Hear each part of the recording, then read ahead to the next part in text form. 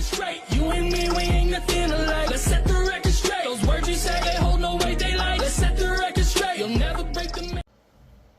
Hello everyone, and welcome back to another Diecast review. Today I have a diecast that I had no idea was even being made. I didn't know the paint scheme even ran. I had no clue at all. This is the Busch hashtag Wingman, or Busch Wingman, whatever you want to call it.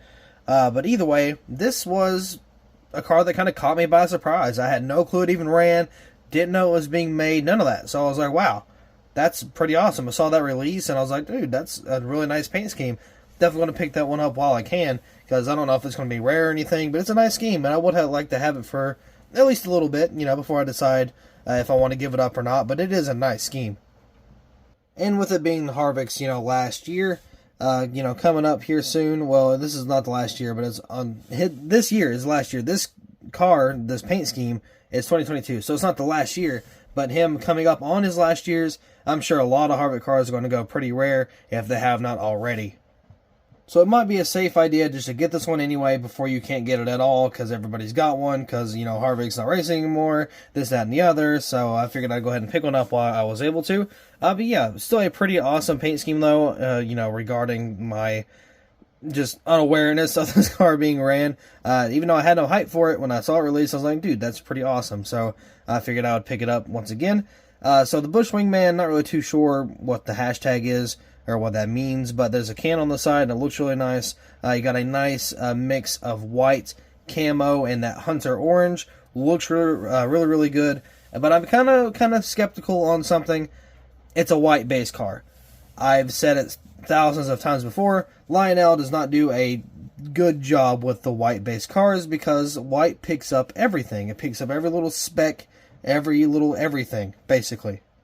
So it's really easy to get something caught in the clear coat of these cars that are just all white. So I'm gonna go in easy, seeing if, you know, there is any mistakes or anything. From this angle here, it looks to be pretty good, but we still got a whole front side and other side to take a look and see if anything goes wrong. So let's get this diecast out of the box and see if there's any mistakes from Lionel, or let's see if this is a perfectly clean, absolutely gorgeous and perfect paint scheme, and diecast just all around. Here's the diecast out of the box, and sadly this car is on a base. Obviously it's Busch Light, it's going to be on a base, but if you're wondering if I'm going to take this car off the base to do the review, no, absolutely not. I have no reason to, I have no purpose. It won't sit in the box correctly if I do. I'm not using it for stop motion or anything, so yeah, not really going to take the base off this one, but I am still obviously going to review this car. It looks very nice on the top view. Man, it looks really slick. I don't know how I feel about the white spoiler though. I'm not going to lie. The white spoiler seems a little meh to me. They could have done it all camo. That would have been cool. Or they could have done just black. I think black would have probably looked a little better. I feel like if they did orange, it would have been out of place. So black was probably a good fit for this spoiler back here. Now obviously I do that myself, but I don't want to touch a perfectly good Harvick diecast, just I don't want to ruin it. So onto the hood here, got Busch Light, see, brewed in USA, Anheuser-Busch, St. Louis, Missouri. I love that hunter orange outline around the camo. Looks really good. Got the Ford down there, of course you got the camo in the background, even got a leaf over the Busch logo. That's pretty neat. I got Harvick there on the front banner. On the roof, I can see a little bit of those specks kind of popping up, and you can see some of that there, but it's not a huge deal. I didn't even notice it until I went to the roof on the camera, so, you know, it's not that bad. Number 4 in that Dayglow orange, that hunter orange. Mobile 1, ooh, you got a little bit of a mishap on the B for Mobile 1, where it's right in that crack for the roof flap. The decal kind of chipped up a little bit. I mean, I can let that slide. I understand that. Shouldn't happen, but it does. Harvick there on the name banner on the back. Then you got the Busch Light on the deck lid, of course, covered in the camo, and it wraps all the way around the side. We'll get to look into that here in a little bit. Again, you got the white spoiler back here. Again, I would prefer black, but you know, I'm not the creator of the paint scheme. Can't really change it now. Busch Light Mobile 1, number 4. Of course, you got the Michigan Ford plate there with the taillights. Over on this side, you have, let's see, Pristine Auction, blurry camera, apparently. Hot Brothers Pizza.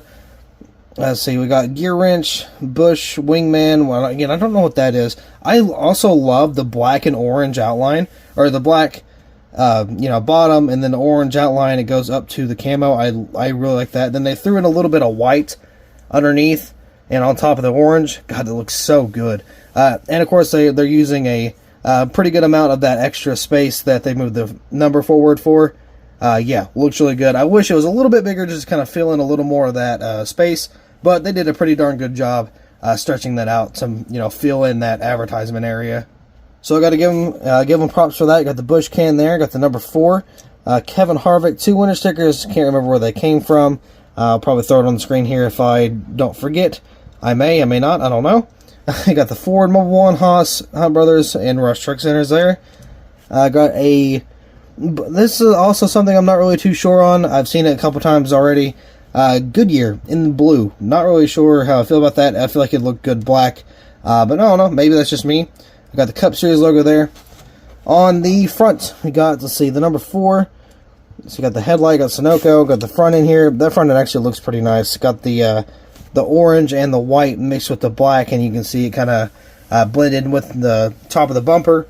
Looks really, really good. I'm glad they added more color on the front end. Moving over to this side, it should be about the exact same, if I'm not mistaken. Yeah, that's pretty sure. We also got Mobile One on the bottom. I don't know if I mentioned that on the other side, but we do have Mobile One on the bottom there. Yeah, so pretty cool little diecast here. Again, caught me by surprise. I still think it looks really, really awesome. I don't see a lot of mistakes on the car. Maybe the little bit on the roof, but I don't really see anything else.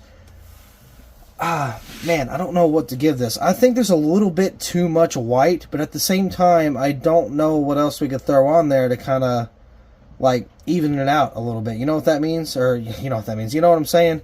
I don't know. It's going to get a high rating, no doubt. But I can't see anything, because I feel like there's something we could change, but I don't know what it is, if that makes any sense. It's not obvious, so, I mean, you can't just sit there and point it out. It's hard to... You got to think about it for a minute. So I think I'm just going to kind of let it slide and still, not really just worry about it. But the only thing I can see that I could touch up on, again, would be the spoiler back there. Make it black, make it blend in a little more, or blend into the paint scheme more. Because, I mean, you can barely see it, like, in frame right now. You can see the white background. You can just see, like, the shadow or the shading of the spoiler. But if it was black, it'd stick out no problem. But I'm going to give this paint scheme a very strong 9 out of 10. I was thinking 9.5, but I don't know. It's a great scheme, don't get me wrong, but I don't know if I can go that high. It's a very good scheme.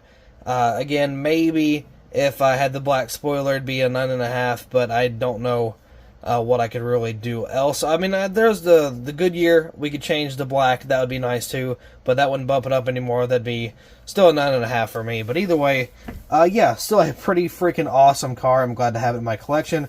I saw the 124's release, and they looked gorgeous. But I believe that is all for this diecast review. Again, this thing is actually really, really nice. The 124 was really nice.